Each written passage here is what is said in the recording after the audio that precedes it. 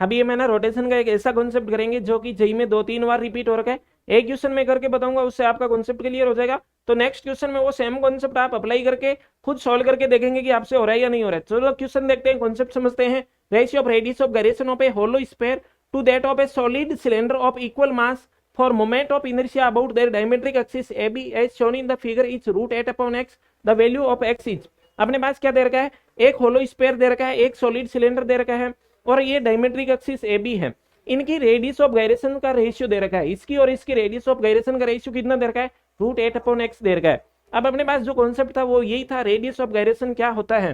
तो अपन इस एग्जांपल से समझते हैं। जैसे ये होलो स्फीयर है, इसकी अगर रेडियस ऑफ गायरेशन निकालनी हो तो कैसे निकालेंगे और क्या कॉन्सेप्ट है। तो रेडियस ऑफ गायरेशन का मतलब ये है एक्सिस ऑफ रोटेशन। जैसे ये एक्सिस ऑफ रोटेशन है, इसके अबाउट ये रोटेट हो रहा है। एक्सिस ऑफ रोटेशन से किस डिस्टेंस पे इस पूरे मास को रख दें और फिर अपन मोमेंट ऑफ इनर्शिया निकालें, तो वो उतना ही मोमेंट ऑफ इनर्शिया है जितना कि अभी इस होलो स्फीयर का अभी इस एक्सिस के अबाउट आ रहा है।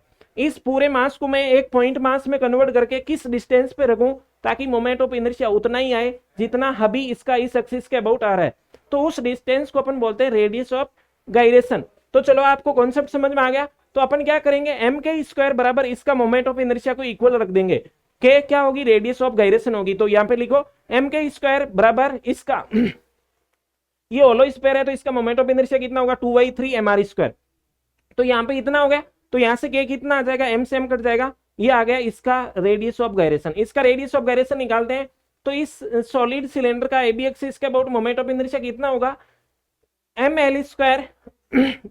इसका कितना होगा, ये देखो अपने पास ml²/3, इस एक्सिस के अबाउट कितना होगा, ml²/3 प्लस mr²/4, ये रहा यहाँ पे। अब इसको अपन m के डेस स्क्वायर के बराबर रख देंगे और वो k डेस क्या होगी अपने पास, रेडियस ऑफ गायरेशन होगी। अब m से m चला जाएगा, इसको आगे सोल्व करो तो यहाँ से k डेस ये देखो इसको सोल्व कर दिया अपन ने, m से m चला जाएगा इधर और ये k डेस इतना आ गया। अब आगे और सोल्व करो, k डेस बराबर इतना आ गया, अब k डेस बराबर ये आ गया। अब अपने को रेशियो दे रखा है k/k डेस का रेशियो कितना दे रखा है, √8/x दे रखा है। तो इसका रेशियो निकालो, ये देखो। अब अपने को देखो ये कितना आ गया, 8/67 और यहाँ पे दे रखा है 8/√x। तो x की वैल्यू कितनी आ गई, 67।